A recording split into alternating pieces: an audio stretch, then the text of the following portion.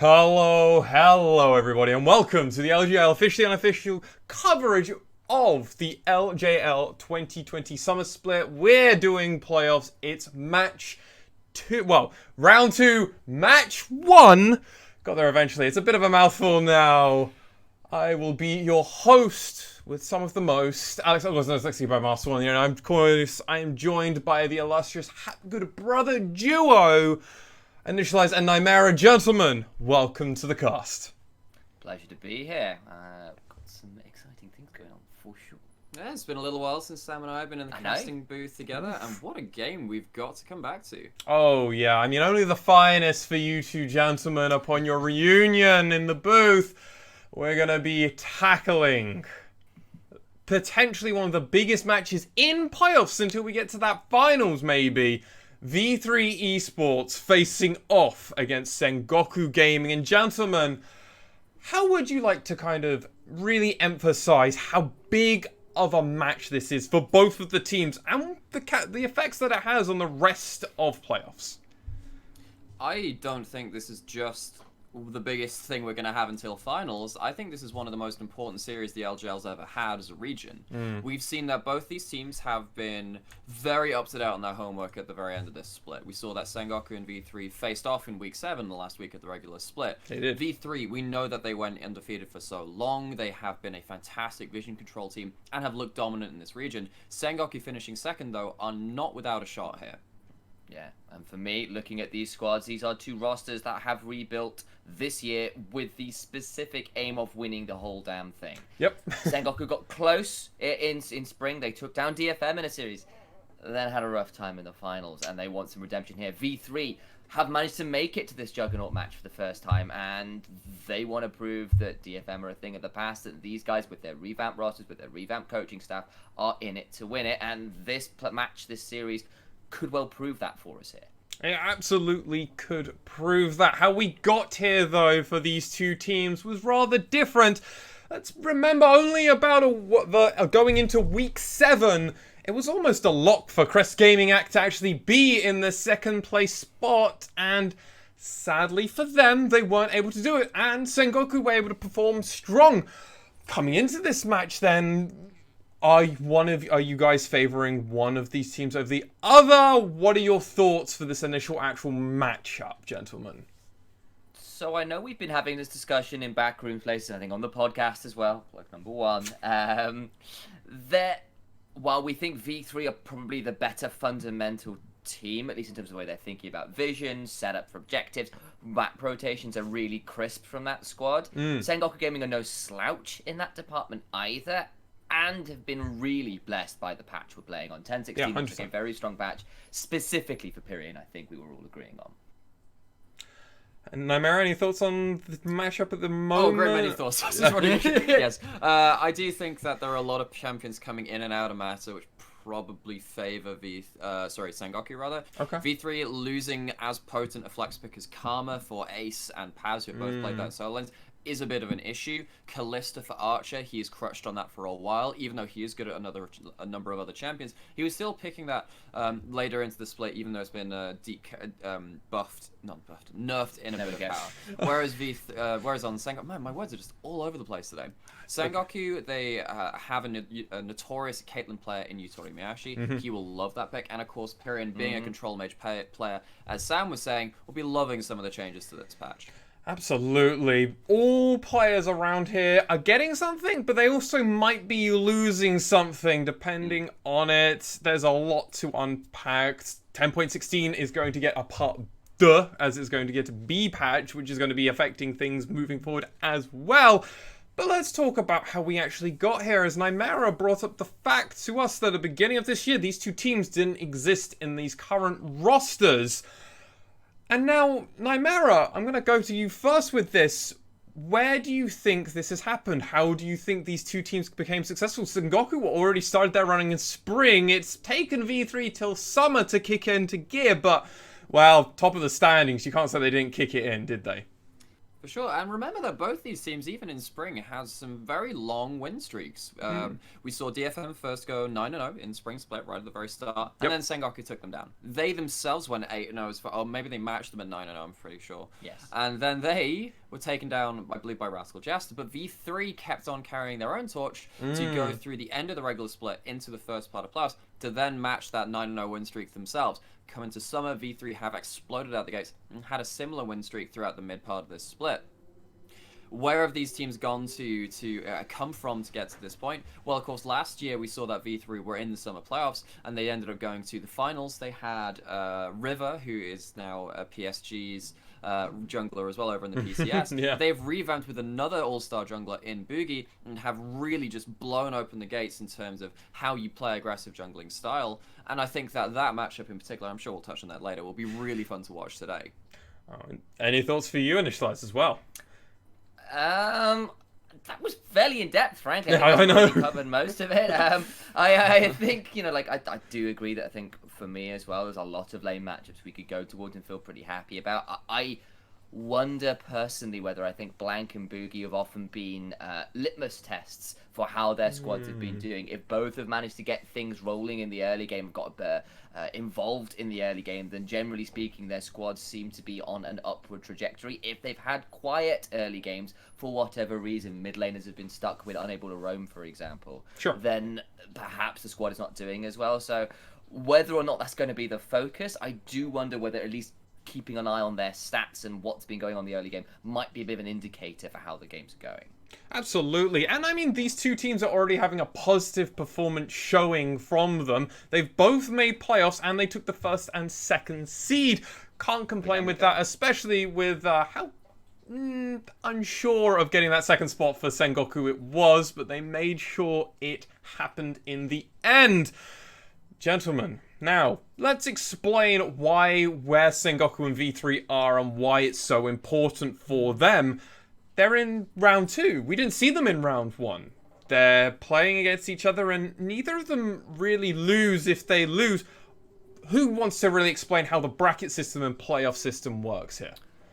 I'll take this one. Go for it, Initialize. So, remember, this is not dissimilar to the way the LEC was working originally. So, the idea is the first two teams get to be above the rest of the riffraff in playoffs. They get to skip the first round entirely, and they get an extra life. Whoever loses here doesn't lose for good. They're still in playoffs. They move instead to the semi-finals to face off against whoever wins out of CGA and DFM in the lower bracket. The winner, though, gets to go straight to the finals to await whoever comes out of round 3, be that their opposing number here or the winner of the other match in round 2, CGA or DFM. So should be fairly exciting, and that kind of additional life in particular is such a boon in playoffs. Yeah, and Nymera, what happens to the team that wins? Are they going to be benefiting? Obviously, they got a free buy into the finals, but the team that lost, they're going to have to play more games, and there's a school of thought that say more games, more preparation, warmed up, prepared. Where do you stand on this, and also what are your thoughts on the matchup regardless? If we're looking at historical precedent, I think that if you look at last split and you look at how the EU players and the NA players reacted to having that kind of same system where you have someone waiting in the finals, but not having the LCK gauntlet style where you don't get to play until the finals, I think this is a pretty good sweet spot where you do manage to have some time on stage, which is nice. You know, you get yourself into that playoffs meta, you get to play a full best of 5. And as Sam was saying, you do have that extra life too, even if you lose that, as opposed to, say, Griffin in the LCK, who famously lost at the top of the gauntlet to the likes of SKT in the past. And a lot of people have wondered, well, is that because they just hadn't been on stage and it's just playing against someone who has played more games? Of course, you are playing against a team in the finals who has played multiple, sometimes more best of 5s than you have done in your own run. But it's not like you're going in completely cold. So I think this does favour the person who does make it to the finals. Good to know. Good to know, gentlemen. Gentlemen, a little birdie is telling me that potentially in the next few minutes we might be getting into that first pick and ban phase. So let's rip that band-aid off, as I love to use the term. Gentlemen, predictions for this match. Are you keeping with your podcast predictions, or, plug number 2, or are you going to be going over and changing your predictions. Who's winning, why are they winning, and what's going to be that score. Initialize, I'm going to put you on the spot first, sir. I think I will give it to V3 3-2. Okay, initialize 3-2. Nymera. I think it's going to be Sengoku. Okay. And I'm going to go with 3-1. 3-1. Polarizing opinions. I'm far more interested with Nymera's at the moment. No offense, Initialize. I'm kind of leaning with you, honestly, for 3-2 V3. So, Nymera, your thoughts, please. So, both these teams are very, very dependent on their read on the meta in some ways. We've seen that Sengoku to get taken down by Axes when Axes was 0-8, the very bottom of the table. Yeah. We have seen V3 largely succeed this split. However, they have stumbled a couple of times on the last couple of weeks, particularly to Sengoku 2 in that week 7, in their very last matchup of that regular split. I think that the patch change does favor Sengoku. I think that side choice is going to be important this series, but I think that if Sengoku hit first in game 1, this could be over with their 2 next side selections in games 2 and 4. Initialize, more your thoughts now on the V3 victory. Why is that happening? Yeah. I kind of see where Nymera is coming from, specifically because I think Sengoku Gaming are really happy with the patch changes, and V3 are a little bit less. Okay. And that's what's evening this up, especially because they have been looking a little closer in recent weeks. People are starting to catch up from the big lead that V3 had. I just think that the way that V3 plays the game at the minute is still really, really fundamentally very strong. They play vision control very well. They team up with their jungler very well. They have very good early plans. All of that kind of stuff doesn't change as much with the patches, and I think that's still good.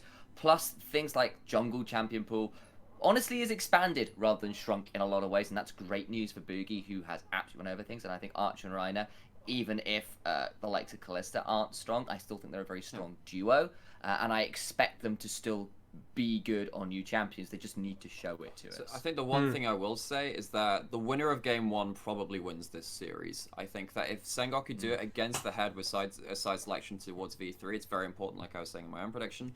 But V3, if they come out swinging their own way and just say, hey, we've got 3 games of our own side selection, we know how important that is across the world right now, could be 3-2 like Sam saying. Yeah, the side selection has been the overwhelming majority. International regions are seeing almost a 54% win percentage favor upon being on blue side, and that side selection. This is in international professional play only in the major. That's the tier 1 regions around the world. Huge importance when you think about that, moving around, and that is personally why I've also decided to lean with V3. I think that side selection, regardless of how you coin it, it's just so huge. And both these teams typically win on the favored sides because they just win so many of their games. Important thing to note, though, that V3 and Sengoku did play each other before, and they ended up going 1-1. First time round it was in V3's favor. Second time round it was Sengoku and Gentlemen. Because of your predictions being vastly different, do you think it's going to be kind of 1 or 2 sides of the 2 games that they previously had played? And also, do you think it's going to come down to part of that lane matchup? So, for me, it's less about lane matchup and more about how the junglers are interacting with the map. I know Sam was talking about that. Jungle matchup, jungle diff, okay. Yeah, I think in some ways it would be. If you look at the first matchup way back in week 3, it might have been, week 2, something like that. We saw that Boogie got his hands on Trundle and just ganked mid on cooldown, ganked every lane on cooldown. They managed to force so many junglers out of the jungle pool, and they forced blank onto Kayn, not a pick which does fight very well early. He played the Trundle, ganked Zoe versus Galio, a good lane matchup, so Pyrion was looking to abuse that. But then just Boogie's presence across the map just tilted so many different matchups that Sengoku couldn't reach that stable point in the game where they can just fight very effectively around objectives. Yeah, and then blank on the Graves versus the Kha'Zix in the last matchup as well. Just read Boogie really well, counter jungled him early, was tracking what the Kha'Zix was doing. They attempted plays top, got stifled, weren't as effective as they'd like, partly because Blank and Pyrion were actually tracking what V3 wanted to do and competed with it really well. So we've seen kind of the two sides of that jungle coin, I think. Yeah, no, from both junglers, and it's going to be really exciting to see potentially the two best junglers in the LJL facing off once again, and we're going to be getting our best of 5 now, gentlemen, so we're really going to be able to see a lot of customization and versatility coming from these teams. Do we expect to be something new that isn't just from the patch 1.16 itself? Are we expecting maybe alternative picks? Are we going to see some creativity in drafting as well? Or are we going to be seeing a bit more of the same, very standard stock things that we've been seeing from around the world? I remember back from V3 when they turned it on in playoffs last split, in particular in the rounds 1 and 2, when they ended up winning in those 2 series there. Particularly Ace had a lot of really interesting stuff. He was playing stuff like Rumble mid and succeeding a lot with it. I'm trying to remember the other pick he was bringing out too. His Syndra then came out in playoffs too. His Syndra briefly had a KDA something like 40 or something. He didn't die on that. He was undefined on it after like 3 games. So I'm hoping that Ace, because we have had our issues with him in the past, shows us why we did kind of start thinking again about that in spring playoffs, even though of course it didn't end with that happy ending because they lost to DFM in the semi-finals. Really want to see something out of that mid laner, because that could very much change this matchup. Oh yeah, it really could. Obviously, it's now time for pick and ban phase, gentlemen, so you know what time it is. Take it away. Thank you as always, Mass Swan. See you on the other side of this matchup between V3 Esports and Sengoku Gaming. We are into pick and ban. V3 are on the blue side, and we got a bit of a roster rundown to get through. So it'll be Paz, Boogie, Ace, Archer, and Raina making up the roster, as always, for said V3 squad. And as they were in spring, the contenders, the 2nd seed, it's Sengoku Gaming. It's Apperman, Blank, Pyrion, Yutori Miyashi, and NC. And a few of these bans are going to surprise, well, absolutely no one, frankly. It's a lot of mid lane focus for V3, a lot of Sengoku's favoured champions around there. The TF has been a perennial ban, as has the Zoe. Orianna, a little bit more flavour of the month, but we know that Pyrion plays it. Other side, though, Galio, straight at ace, has been a fantastic player of that champion, alongside the Caitlyn, which is just so damn strong in the current meta. All of these are relative power picks. I think that Orianna can be played in almost every composition under the sun. She's really good I remember right now. when Sengoku was struggling in spring, I was saying, look, guys, just pick up Orianna. It'll solve your worries. And actually kind of did work out like that. Volibear and Set are both left up. There are still some choice AD carries like Ezreal still available. The Set being hovered by V3, we know that Reiner plays that in support. We know it's still a strong jungle champion too, even with those nerfs coming through. It's been locked in for V3. Flex pick acquired.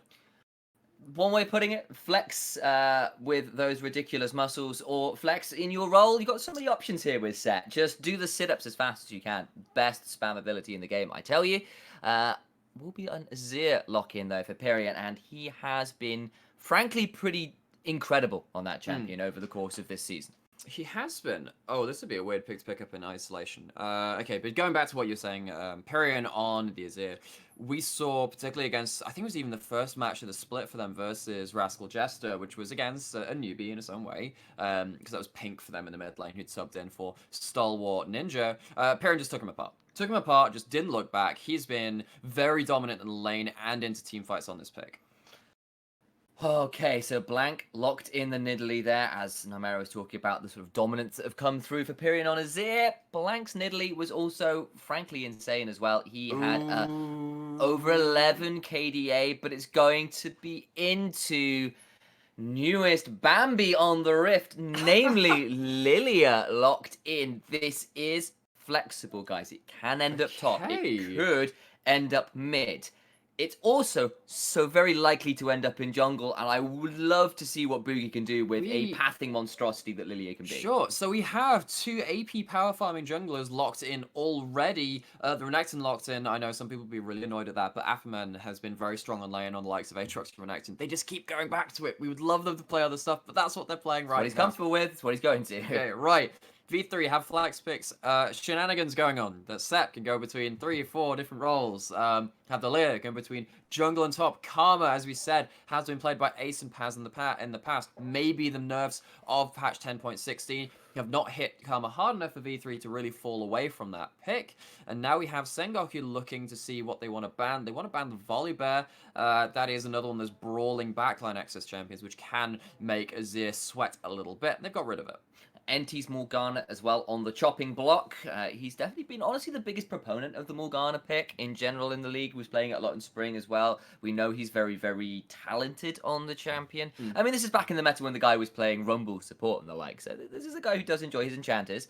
And so that is off the table. Back when Sengoku were running Kiana Jones and the Carpets of Doom. It was great. One of my better sort of team composition what was names. What was the other champion? Was it Braum? It was Braum. Braum, Kiana, and Rumble. Well, wasn't that Corky mid Oh, as might well? have been Just Corky to mid. add in the additional carpet. There was a lot of carpets, guys. Or it might have been Senna, possibly. Maybe something like So, that. yeah, anyway, lots of long range global lines basically. Bard will be the final ban here as well because NT is very, very good at the champion and they don't want to give that option over. Yeah, NT being 3-0 on that pick, and I believe he has a KDA of something like 20 on the pick. Pretty great. I do like the Ornn ban again.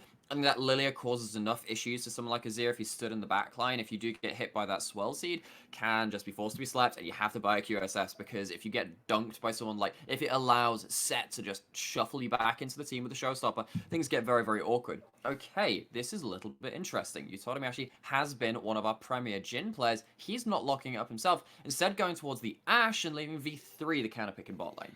Hovering the Lucian of V3 in response. There's a lot of options they could Hovering go towards Sam. here. And they will instead go back to Old Faithful in the Aphelios. Interesting to see those locked in. It's been pretty face up for Sengoku thus far in terms of where their picks are going. It will be Renekton top, it will be Azir mid, it will be Nidalee jungle, that kind of jazz. V3 now have to solidify where all their picks are going. Quinn versus Renekton. We've seen that a couple of times with pro play. Would be an Are they option. going to go towards that? Certainly thinking about it here. It would still be the tank. Scion though. They go for the tank option. They have got both teams here. Very strong front to backs. Wherever Set ends up is good initiation. Scion as well. Not awful with that. Aphelios is the main damage source. He's got people to back him up. And Lilia, honestly, ain't a bad secondary damage source in a lot of ways. Well, Lilia's okay in that regard, but it's more important that Lilia has an extra front line to play around. Yes. I imagine this is going to be Set mid Karma support. Speaking of supports, it's Nautilus locked in for NC over on Sengoku's side. This could, of course, be that Set support in its own way as well. It could be that melee matchup down there. But right now, it looks like Ryan is heading back over to the Karma. Okay, so pressure in lane with Aphelios Karma. You can have some fairly decent shove, but that's two very squishy people. And a good hook lands or a good arrow lands come level 6, and Archer and Rhino could be in a spot of bother. I think that this game for V3 is very much hinging around how well does the front line perform, because Aphelios has a lot of stuff which can keep him at bay. I think that Renekton, if he gets on top of him, gonna make things kind of awkward. Nidalee lands one spear, he has to back off from a fight. And then, of course, the Azir and the Ashe with a huge range advantage over that champion can really make the Aphelios start wondering about his positioning and all this other thing and the ways he has to get into a fight. So at the end there, it was a very swift switch back to the Set support, Karma mid, so that will be the Karma into Azir. I prefer that for lane matchups. Okay, you can absolutely understand that. A little bit more range. Don't just get poked out forever, which can be a little bit sad. Of course, the Karma has been nerfed, guys. We've been over it. 10-16 hit her Q pretty hard. Mana cost, cooldown. Soul Flare is a little less flary.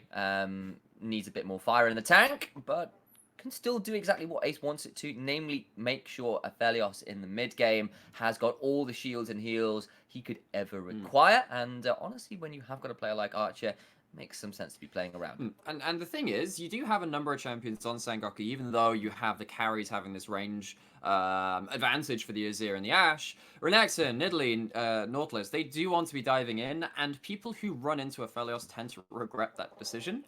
I think that Sengoku will have to play quite respectfully around how they're going about initiating fights, because if they do focus everything onto a Scion and he doesn't die quick enough, Aphelios gets to pop off. If they try and go for the Aphelios and a Karma Shield comes in, he has a Death Stance and a Phantom Dancer, he also gets to survive that initial burst and starts to pop off. And this will devolve into team fighting at some point. Both these teams have, it's just the hallmark of the current meta. I don't think either of these teams are early enough snowball to really deny us some of those later game fights. And then it will be about how does this Aphelios get played around? Because even though he has been nerfed in his own right, he does warp the game around him. Can I also draw our attentions perhaps away from the bot lane for a moment, instead towards this jungle matchup, because both Lilia and Nidalee, very fast clearers, both quite capable of turning up in places very early on. what are you expecting of both of those junglers? What I'm expecting both these junglers, well, we have Renekton and Nidalee. That's an important thing already. Yeah. Whereas on the other side, the only setup in lane for Lilia is hold on 1 second. Sorry, I'm getting. See, that was the problem there. I just got called by the VCS crew because they're about to play their own game, and I got very, very scared that something had broken on Discord. So what I was saying is that there's much more setup for the Nidalee and stuff like the Renekton is in there too. You have the Azir Sec. We have seen Pyrion pull that off against some of the best mid laners in this league, whereas the Lilia has only really been has only really got that set in the bot lane to set up for their own ganks. Okay, and over on the LJL official stream as well, they've got a number of fairly interesting stats up. It is mostly a competition between V3 and Sengoku. CSD, first tower, damage per minute, converted KNA. Pretty much all first and second, V3 generally edging out. The only one that's a fairly significant disparity is actually the first blood percentage. That's pretty huge. 85% of games V3 Esports are getting, which is absurd, actually, as far as the stat goes. And yeah, they've been crushing the league, but that's still pretty crazy. Yeah, but then you look at... Yeah, second place in the league and 35%? Not so fantastic. And I'm trying to figure this out in my head, because I look at Sengoku and I'm trying to think, where would they be giving up first blood? Oh, wait, Appamen is on their team. He is a top laner who has died isolated a lot this year. Summer has been better than spring in that regard. However, even back in their previous matchup versus V3 in the very last game of the split for them, I believe it was, we did see him try and take 1v2s. And most of the time, those 1v2s led to something. So thinking about Darion on Moscow 5, just doing something across the map, which buys up enough time for his team to get a Baron, for them to make a play bot lane, trade for a Dragon, Herald, kills on bot lane, whatever, right? If he's just dying isolated, though, we can see why those stats arise. Yes, we can.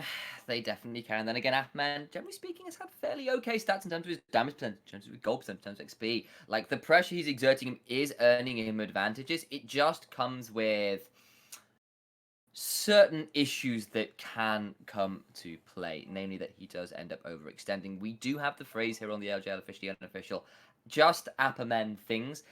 It's not always. It's not always a compliment. It does work in both scenarios. It works on context. Yeah. So yeah, apply a little bit of critical thinking, guys. When you hear a sigh, it'll be one side of the coin. When we go with a bit of a PogChamp attached to it, it'll be the other way around. You know how Gilius has been the flavor of the month in LEC. Wow, natural 20. Yeah. We have much more of an emphasis on the natural ones here at LJL. CJ as an entire team have done that. But of course, Appamen has been. He's been rampant when he's been ahead, though. If he does win lane, and of course Renekton is a very lane-dominant champion, he has been such a force to contend with in teamfights. His Mordekaiser comes to mind. Yeah. His Aatrox, as much as is a much-hated pick across the world meta, has been really effective too. Now back on the Renekton, we've seen Ebby go back to it as well. It will be very important to see what Appamen can do with this.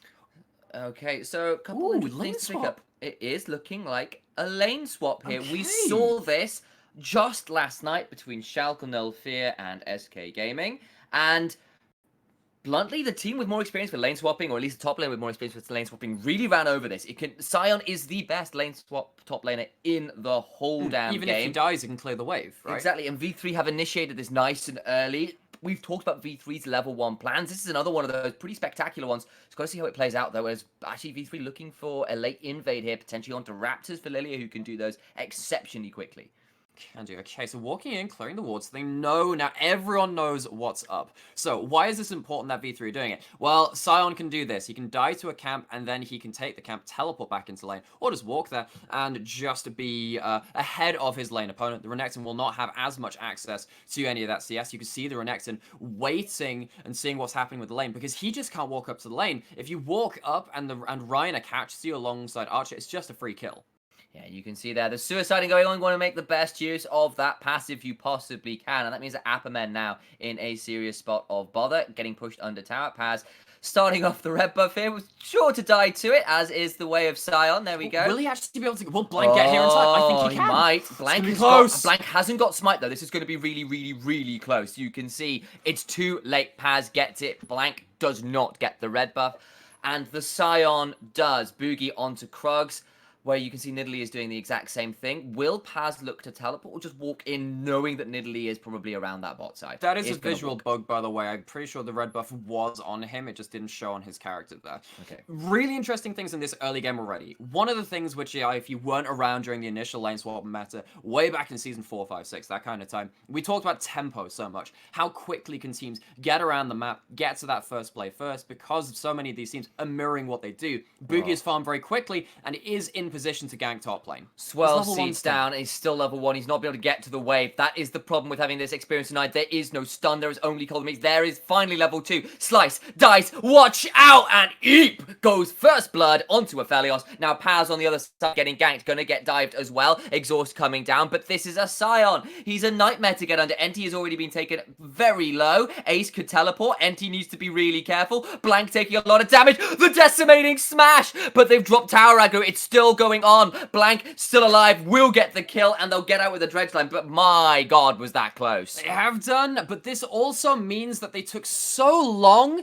that it means that Rapperman is still in trouble topside, whereas Paz, as we were saying, he can just die. And he can die, but of course he's Scion. It does mean he gets to use his passive, very high value out of that. The one problem for V3 while doing all of this is it does leave mid lane very isolated. This is it can scale up into the later parts of this game, get himself up to 2-3 items, and have himself an impact on those big team fights we said that we probably wouldn't be denied in this game. Well, Pyrian, how big are your carry pants? Because they need to be on nice and high today.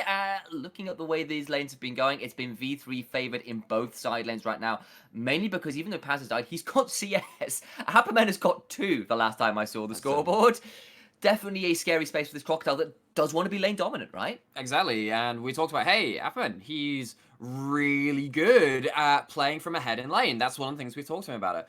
Lane swap denies that completely. And we were talking about this first game, very important for both teams. I was of the opinion that if Sengoku could take it against the head, it would mean that they might win that series even 3-1. V3, though, look like they're coming in very, very prepared for this strategy. All right, so early gold lead as a result of this is a little bit towards V3. You can see it's about 600 gold, which is a fairly significant margin here pre 5 minutes. We won't touch on it too much because, of course, there's a lot of games to play, a lot of plates to go down and the likes. But you can see bot lane of V3 already shoving in again in this top side, doing a lot of work to keep Appman just completely away from the wave. He's got 3 CS.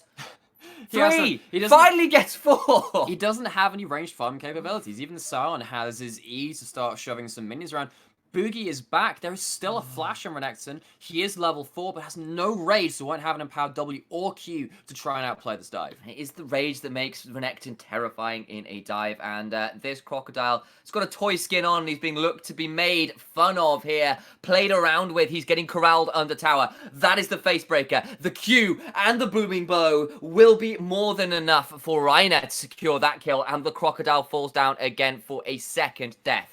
Blank will look to take over this Drake on the bot side early. That is, of course, what you sacrifice to go for these lane swaps, but with this Renekton being completely out of this game now, I think it's probably worth in the eyes of V3. It is. There are a couple of things which have set up very nicely for this. If Aphelios gets to go Cull, he'll be getting to his first items quicker than the Ashe in that regard because they'll get the access to the same amount of CS, but of course the Cull will just give that extra bit of gold, extra, investment banking on that AD carry. Appman walking up to the wave again, he's going to be zoned off because Boogie's just farming Krugs. And Crescendum Severum is on for Archer. That is nearly a full turret down pre-7 minutes. And Scion is just quite happily farming on the other side. You can see Set's roaming down because he knows that Paz might get dived. They know Blank is there, he's going in. That's a face break, and Blank is in so much trouble, has to flash out. The Ignite is on, and the cat will get out, but jeez, that got close. Start screaming Boogie because I thought, if a jungler was going to die, it would be a 1v1 duel, right? No, it's Reiner attacking Blank. And now NC, he's found Boogie. Yeah, but it's probably a bit of back and forth here. Blooming Blow's coming out, Teleport coming in, Archer is here, they're going for the 2v2, the dredge line landing though. Exhaust out, Apperman though, taken solo, he's got no stats, goes down, Archer gets a kill, and it is a 3rd death to the Renekton, who has spent all of this game being turned into handbags. Handbags, snakeskin shoes, those crocodile boots. Archer has the teleport on the AD carry. This is another reason this is really, really important. Archer has managed to get to the waves across the map, has a cull, has been a participant in each of those kills onto Afferman as well, that he's just been so very well set up this game. A lot of it comes from rooms, a lot of it comes from items, and now it is starting to show off. Oh my days, that gold gap in the bot lane is insane. That is over 1,000 gold individually to the AD carry here, just because he's been able to get to the wave or get to the tower, frankly, in a way that Utomashi has just not been. And this Sion's sitting pretty. This Renekton, life support is putting it kindly. And why is this important? We already talked about how if Aphelios gets to survive the initial engage, because he has a Phantom Dancer, he has a Death's Dance, things get very bad for Sengoku very, very quickly. We saw what happened when one of these do-it-all AD carries gets ahead in the CGA Hawks best of 5 in round 1. The Ezreal gets an early triple kill, and suddenly he just cannot die, and he does enough damage to carry his entire team. Aphelios is not quite at that point yet, but with that individual advantage he has, if he does get to a Phantom Dancer, a Death's Dance, a minute or two earlier than he would have done in another game, very, very difficult for Sengoku. You can see in the bot side here, it's a 2-level advantage to the Sion. That's what's getting zoned off there. You can see Afman finally gets to level 6. That's good news for him. Dominus at least gives some inbuilt base stats, which can keep this Renekton at least a little bit more viable in fights. CV3 though have moved over to this Herald. Sengoku Gaming are thinking of contesting. And hello, is that a Azir? Is this the mid laners that we've not seen for the last few minutes? Spear landed on Rhino, took him pretty low. But despite my moment of surprise to see mid lane involved in this game, shock horror, V3 secure the Herald with little contest there. But okay, so the duality of this is that we know that Ace has not been the best laning mid laner. We can see that. Karma, normally a very strong laning champion, he's still down 10 CS to the to Pyrion, right? Even though, okay, of course, Pyrion has that teleport as opposed to Ace going for the heal on the Karma. Maybe that means that you've missed out on a wave because you couldn't reset at a perfect time. But having a lane swap means that you do just need... A lot of the time, mid lane is a non-factor in the early phase of the game. The question is, will V3 get to a point where Pyrion cannot impact the game in the team fights because Archer and the rest of the team are just so far ahead of their counterparts? It's a question to ask, and I think it's what Sengoku Gaming are going to be hoping, right? That Pyrion can get to this mid game and turn around what has been a little bit of... wrong footing, frankly, for Sengoku Gaming, who got caught out very early on. That's what can happen versus lane swap. Herald bot side as well. It's one turret plate remaining on the top side, but Archer is getting so much gold right now. He's going to get another 3 there. That is 7 plates alone for this bot laner. Paz takes a lot of damage from a decent change there for Renekton. Base stats on the Crocodile still pretty damn high, even if he is a long way behind. And well, he's only 300 gold behind his individual opponent. He would just like to be much more than that because he's a lane dominant champion. Lane gank in the bot lane. All right. That is going to be the hook onto Rhino, but the arrow goes wide as a result. There is going to be no chance for a Haymaker. The teleport play is going to be stopped, but now Azir is caught under the tower. And as a result, Boogie is here. Pyrion got taken so very low as a result of going in here. Has not had to flash. Ace could flash in and look for a W, perhaps. Going to think about it at least, but it's just going to be the 1-for-0 in favor of Sengoku Gaming at the end of it all. And Ace backs off to try and make the numbers disadvantage. This is what V3 do. They say, screw the mid lane. Let's teleport across the map and make something of ourselves in another lane. But Pyrion is ready and waiting, goes under the tower, uses the Shurima, shuffle the Emperor's Divide to stop the teleport. He doesn't even need to flash to do it. What this means, Sengoku bail themselves out a little bit of this situation. They get themselves a kill onto Rhino, who was, of course, being with the Aftershock set very, very tanky. They still managed to do that even with that summoner available. Not summoner, the Keystone Mastery. And this is how it happens. NC just walks up, and this is the thing. We know that V3, very quick to respond on these kind of plays. The teleport's being channeled, but Pyrion just sees it happening. He doesn't get too far enough away. This is a thing which happens in top lane a bit more, but then you don't necessarily think you're going to get cancelled from a full screen away. Yeah, and you can also see that maybe Ace was thinking, can I chase on here? Pyrion got really low, but couldn't quite get close enough to get a tether down, which would have been the really big difference maker. Yeah. It's still a very significant gold lead here. We've crested that 10-minute mark. It is about a 2,000-ish gold lead to V3 there. The arrow under tower, Rhino takes a lot of damage as a result, chasing down with the Rangers focused, but Ace now roaming.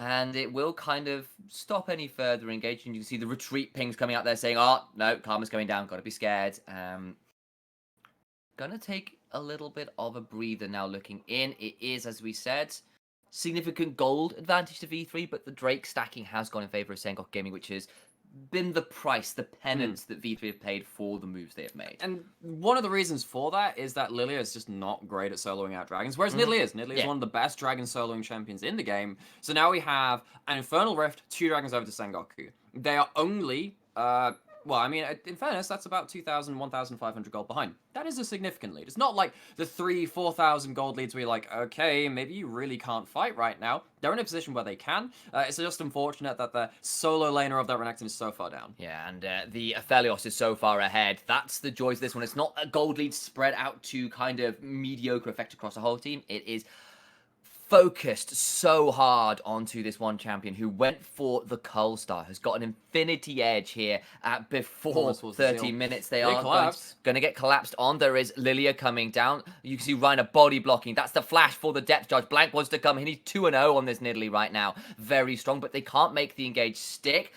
Facebreaker misses, which is a flash out with flash from Reiner as well. I apologize. That's a better way of phrasing that. And flash for supports, little else to be found. Blank still hovering around with that tri-brush behind the first tier turret, though. Desperately wants to make sure the turrets don't fall. First turret blood, on first brick, I suppose, is still on the table for either team, and V3 would love to secure that for their bot laner. As a result, it is a 3v3 currently in the bot side as Pyrion looks to roam, and Ace may well be looking to do the same. It is, and, okay, so Swalsley's lands. Looks like the siege is continuing. Archer might be able to finish this. Ashara misses. I mean, Torim actually taken so low. Moonlight Vigil forces the heal and the retreat out.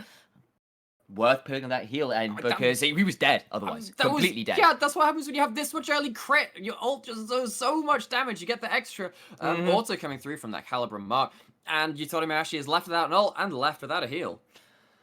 Oh, well, that will explode that gold into 2,500 gold, and 1,600 gold from turret plates is good news. All of that had participation from Archer on it. It will have been about half, and that's like 800 gold towards the Aphelios. And remember, the first turret bonus also was shared by him too. He has had, I mean, you can tell by his items, but he's strong, baby. He's strong. Okay, so what has this led to? You can see the gold here. Actually, Renekton now managed to even up the gold. Good for Appermen. That's fantastic news. Bot lane is now in dire straits.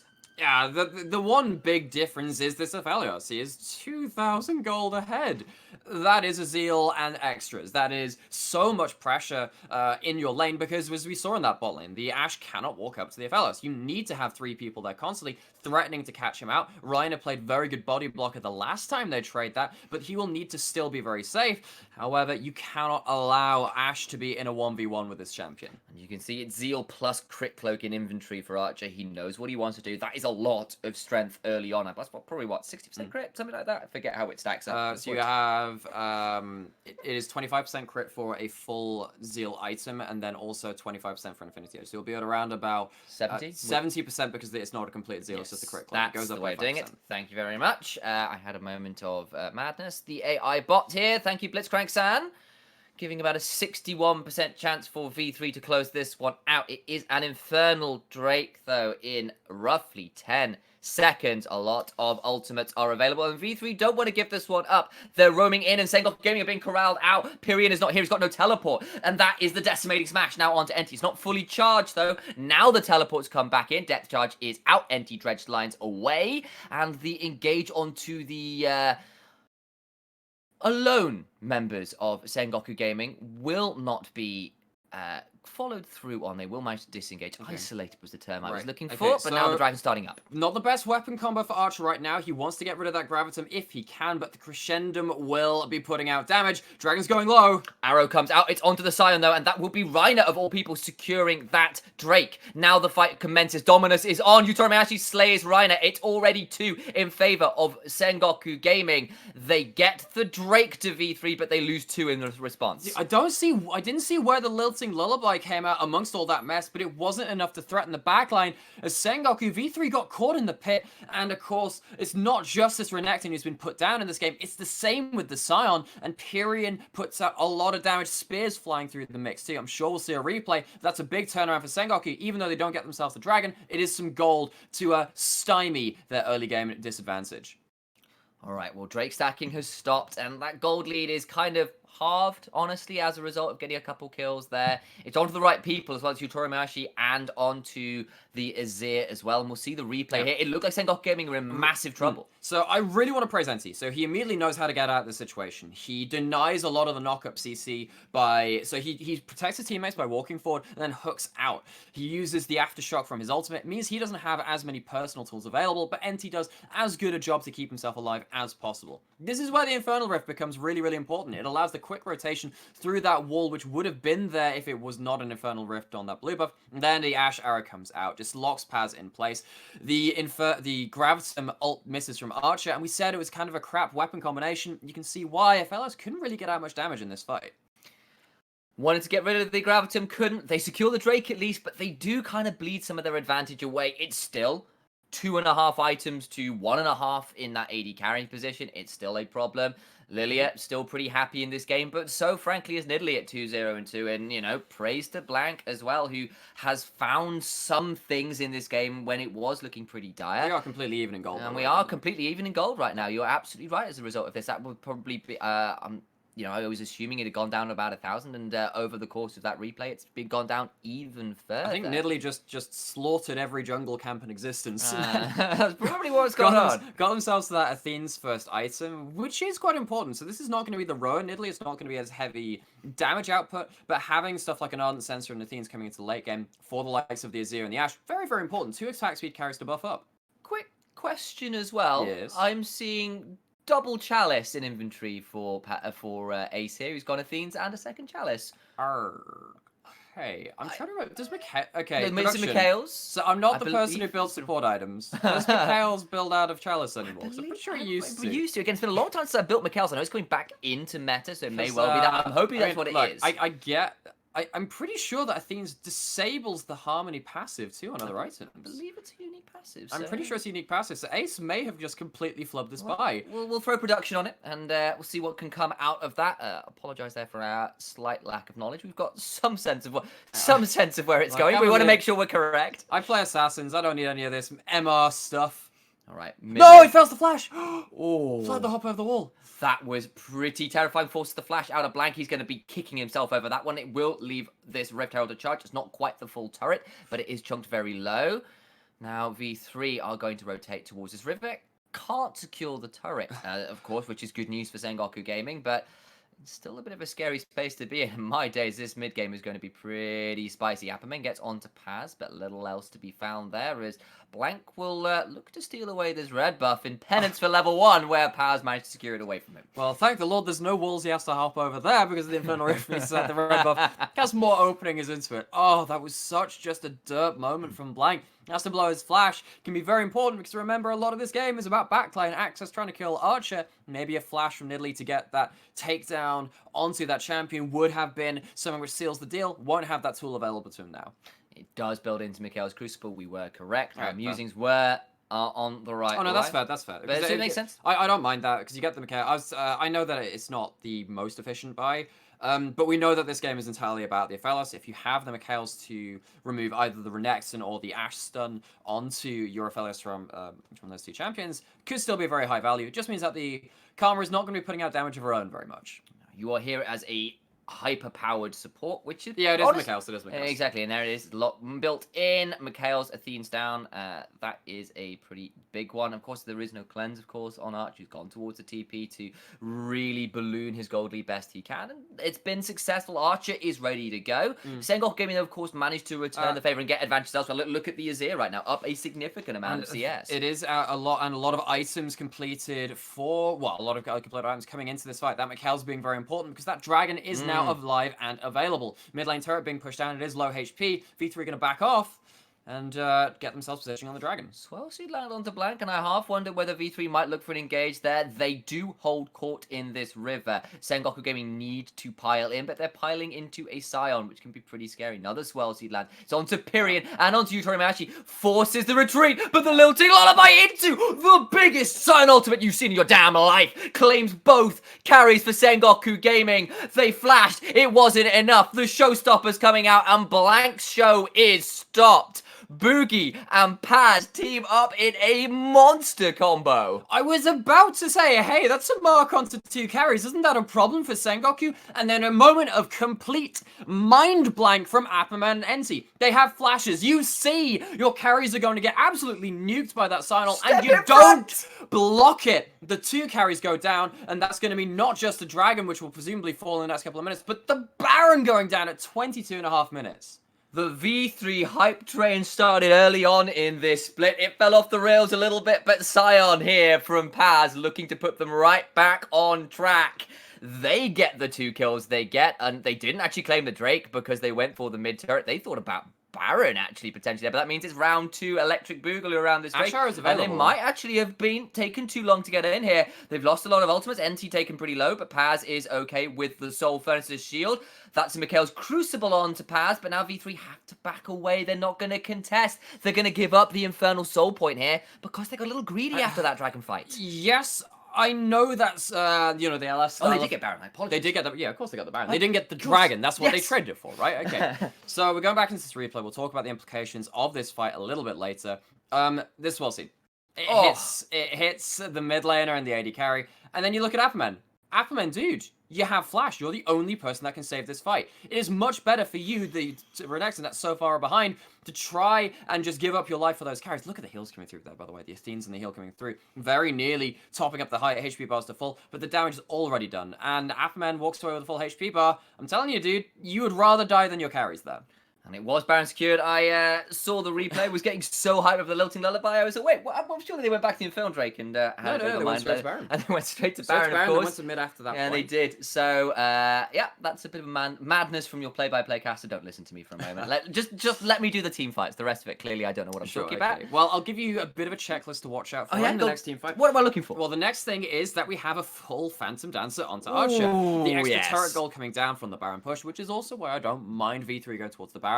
If they can push in for extra turrets, we can see that they have a very strong 4-man, 5-man unit when they do get into this this pushing state of the game. It just means that they just take down all these turrets. They get to this point where we were saying, hey, fellas, gonna get pretty strong, and it's not like it was soul traded. If it was soul, yeah, okay, right. It just means that Sengoku have themselves a chance to team fight later into the game, but they're gonna be behind even more gold when they do so.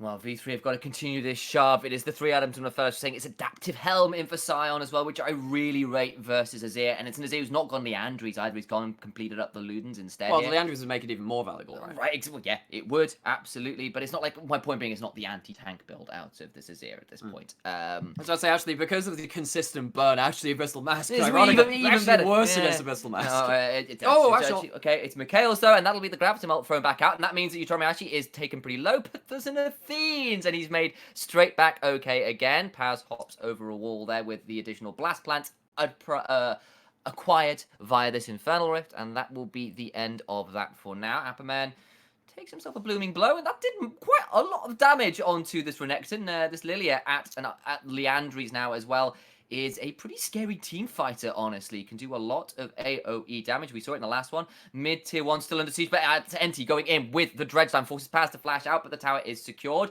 That was, of course, the depth charge burned as well. Sentinel turret comes out. But it means that V3 actually have to back away at this point. It does. Blank being out of mana, really impactful in that fight, means that he can't continually throw out spears and can't have that turnaround heal potential too. Of course, your Cougar form doesn't require any mana, so a lot of your melee takedowns not really as gated by that. On the other side of the rift, though, this Lilia, I was wondering, particularly after the early game, after we see Blank taking down dragons and heralds, well, what's Lilia been doing all this time? Well, it doesn't matter what you've been doing up until that point, because that one Swell Seed and Ultimate may have won the game for V3.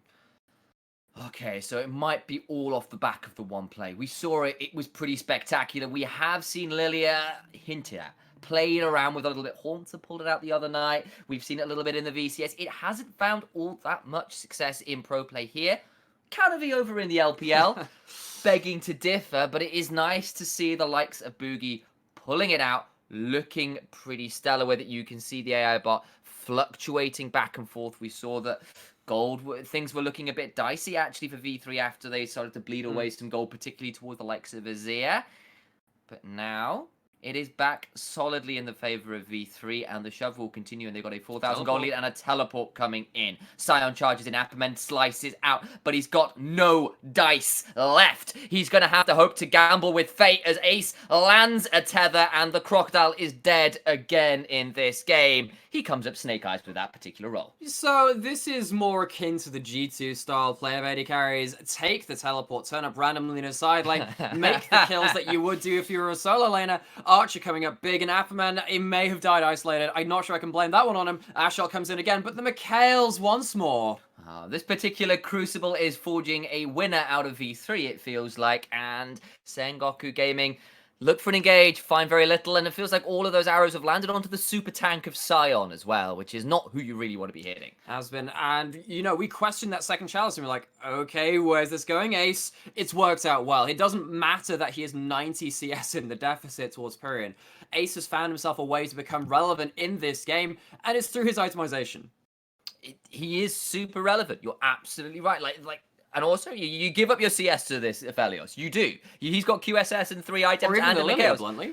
All the Lilia, yeah, absolutely. They're more important than you right now as far as with farm. Sengoku Gaming want to get over to this Infernal Threat. They want Infernal Soul. It's going down really damn fast, and while Lilia is not the best soloer, the Lilting Lullaby comes out again. That is the face breaker. That's blank just eviscerated, and the fight commences. Boogie going in. Utorameyashi firing out as many arrows as he can. He flashes on, but the watch out. Eep into a stopwatch, keeps him alive, but not for long.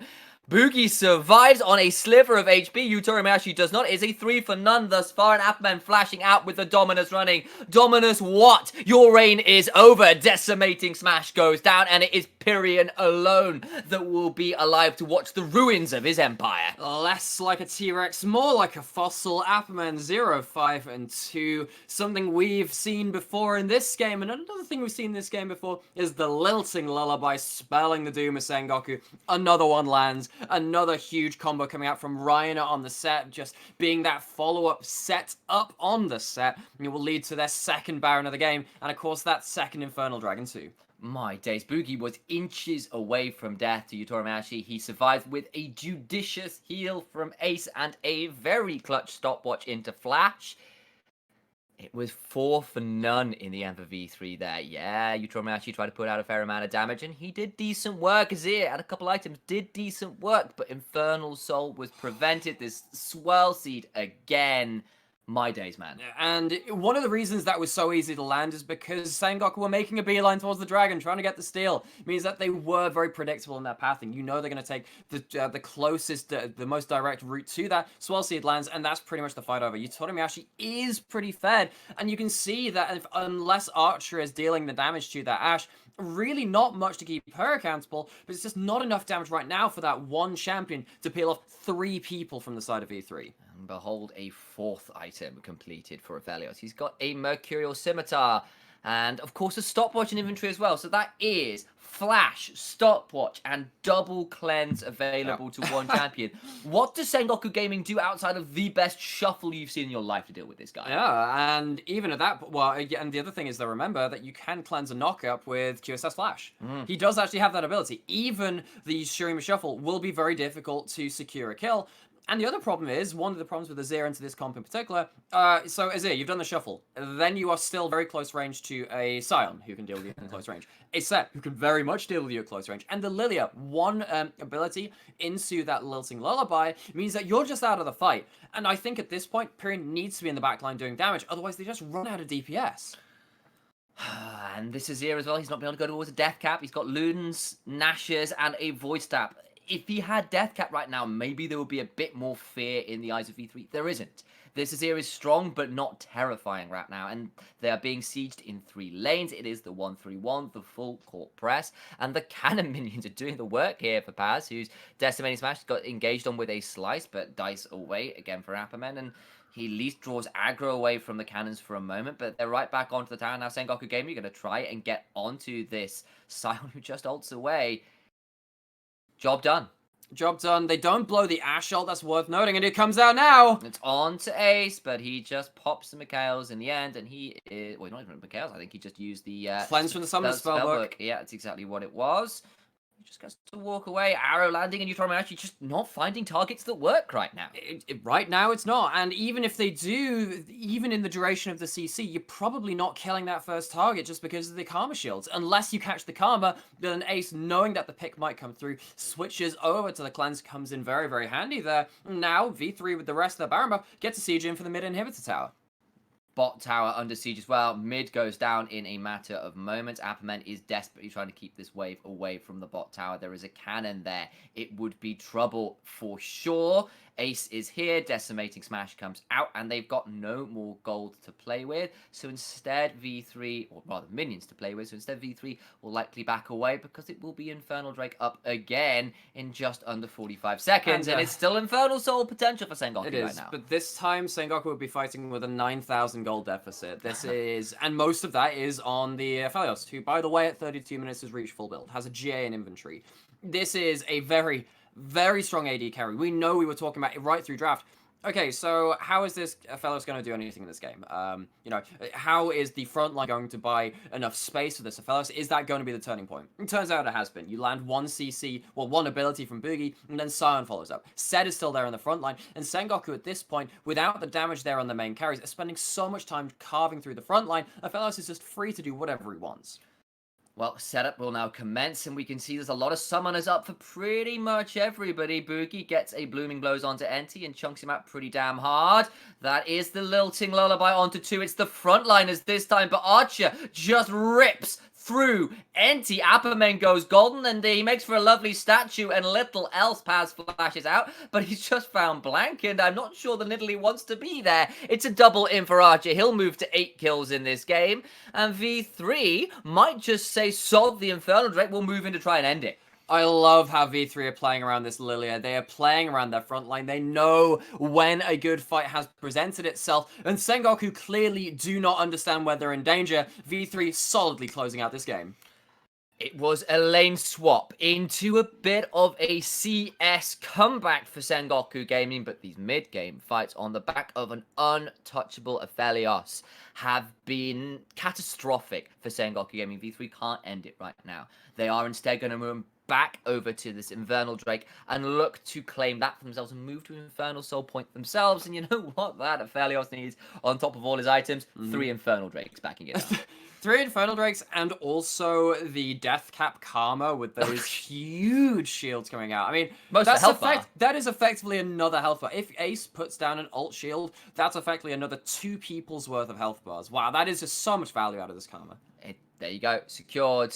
1-0-11 is this. Lilia had a pretty good game as well, but it is, as we said, Archer, who's been a monster. Let's see how much damage he puts out in this fight. Okay, right, so NC walks up again. Sengoku have just been starved of vision. Their front line is not tanky enough to face check, and this is exactly what happens. That's 2 autos, 3, and NC is out of the fight. Apperman doing his best, but he's just not powerful on this Renekton. This lane swap has set both top laners behind so much, but the Scion is much more cost efficient in terms of his itemization. That's why Paz lives, and Apperman up to the face of this Aphelios just cannot stand and fight. When we say just Apperman things, 0, 6, and 2 is definitely one side of the coin. Now, in fairness, that was put onto him partly by the lane swap, but Sengoku Gaming frankly didn't play it all that well. No, they didn't. I do think that V3 were very prepared for it. They knew that the Scion could take all the extra jungle. The clear speed of the Lilia would mean that you could get towards that top line dive very, very quickly without losing anything else across the map. And V3 accelerated Archer and Reiner so very far ahead in this game. I love how Reiner took the Aftershock, not going for the Phase Rush or the Omnistone or something like that. We do have a fight burgeoning, though, and we're going to cut off this point. Oh, it's getting close. Okay, I thought that I saw a side ult maybe coming in there. Oh, I see the return, though. Boogie flash bashing away from everything, but now the return is, that's the sign. You were prescient, my friend. Reiner in the backline, taken very low, but he's got a massive haymaker shield, and Boogie has slain Blank. Blooming blows, and watch out, Eeps are definitely doing enough work. That is the lilting lullaby that has come out. It's not enough, though, for Sengoku Gaming to even think about contesting. Yutori Meashi will be the 3rd kill for the Fawn in the jungle. And to take a word from the phrasebook of Trevor Quickshot Henry, this game has been unbelievable from V3 Esports. They'll take a lane swap into a victory in game 1.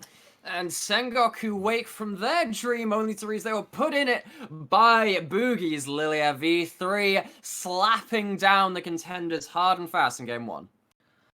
Well, it was a fun one. It was an interesting one, but we're going to have to break it down on the analyst desk. And to do that, we're going to need a few moments to collect our thoughts. So wait around a minute or two and we'll be right back.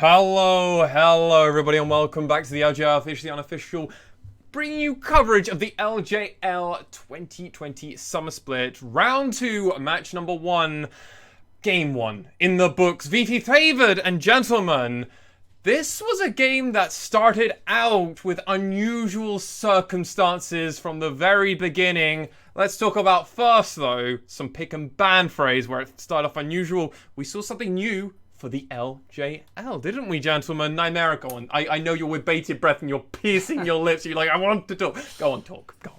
Oh, I thought we were going to lead on to the lane swap first. Like, oh, wow, I'm going to talk about that. But okay. There is, of course, a much more important thing in the draft phase of the Lilia. And, of course, that will be very important. One of the things.